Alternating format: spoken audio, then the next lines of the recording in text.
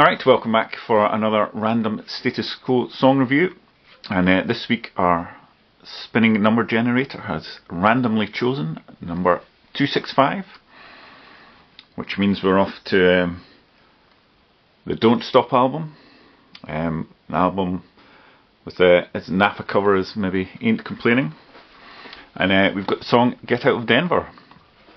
When I first got this album, I think this was one of my favourite songs on it. I think probably because at that time hard rock and was the be all and end all, so I was just wanting quota rock, so I gravitated to this one because I guess it was up tempo and had lots of energy.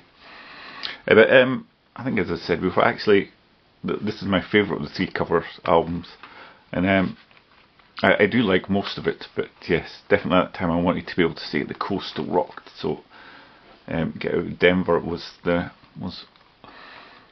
one I maybe tried to make myself like, if that makes sense. But in saying that, I don't think the production aesthetics of the Don't Stop album really suits Get Out of Denver, because it is, or it could be a much more raw and guitar orientated track, whereas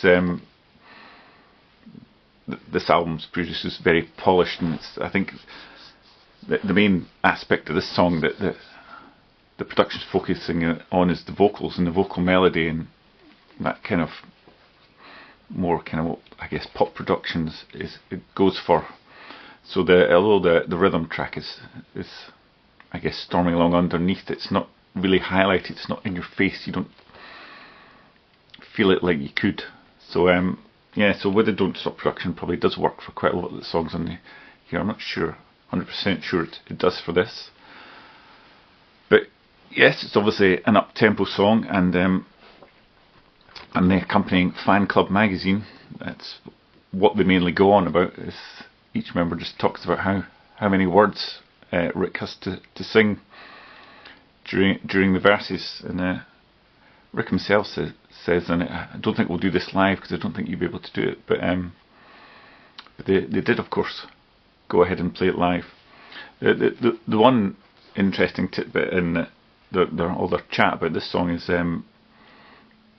Andy says, Francis and I play guitar on this, and Richard presses go, which is kind of implying Rick's not playing guitar on this, and you think this is probably the one, or maybe this and Proud Mary are the songs that really could use Rick's driving rhythm guitar. So I don't know why he wouldn't have been playing on this, other than he probably was out living the lifestyle as opposed to being dedicated and in the studio every day. But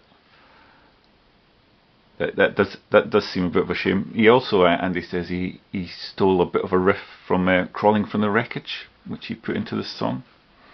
I don't think I'm au fait enough with that to know where it is.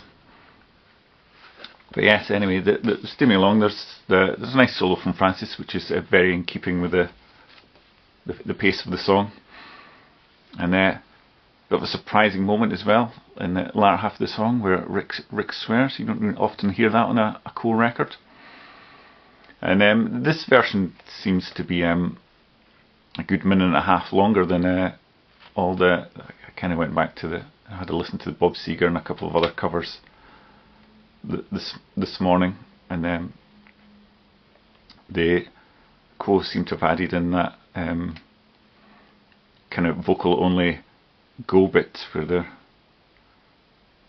which I thought was a bit naff, but actually I went and looked at some live versions, and when they do the go, I thought it actually quite worked. Seemed to work quite well in the live environment for getting the crowd going. So then they've got a bit of an outro, but unfortunately it doesn't. Although Francis is soloing away, it seems to be more of an outro for the horn section to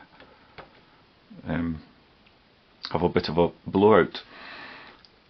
And I'm not 100% sure the horn section is really needed. And they kind of do the intro as well, so every other version's got a kind of Chuck Berry guitar type intro to the song, but on Co's it's more of the horns playing the intro.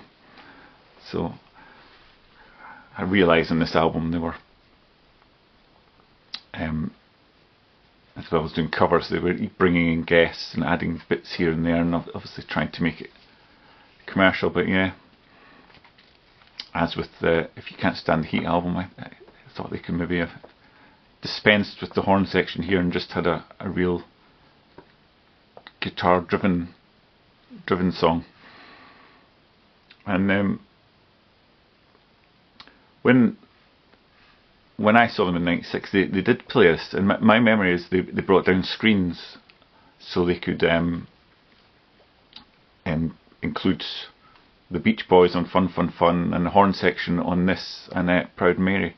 But when I looked at the only live version I found was from one in Russia, and they didn't have the screens there, and so it just still seemed to be guitar. So I can't say for sure whether they used the horns during playing back when I saw them in Glasgow, but I certainly thought in that version from Russia I watched today it was a lot better without the horns, and the rhythm section was really quite good and driving, and it had Andy out there playing a Les Paul. So yeah, I think it might have been a bit better with that kind of raw version. But yeah, so for a rating, as I said, when I first got this album, it probably was one of my favourites, but I think it probably slipped down the list of songs in this album. I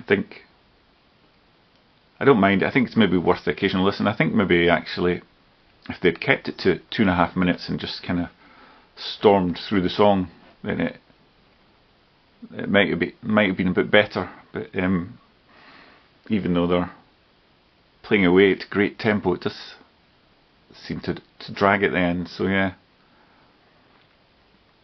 And yes, I do think I've gone off it a bit over the years. So yes, I just put Get Out of Denver as an occasional listen for me.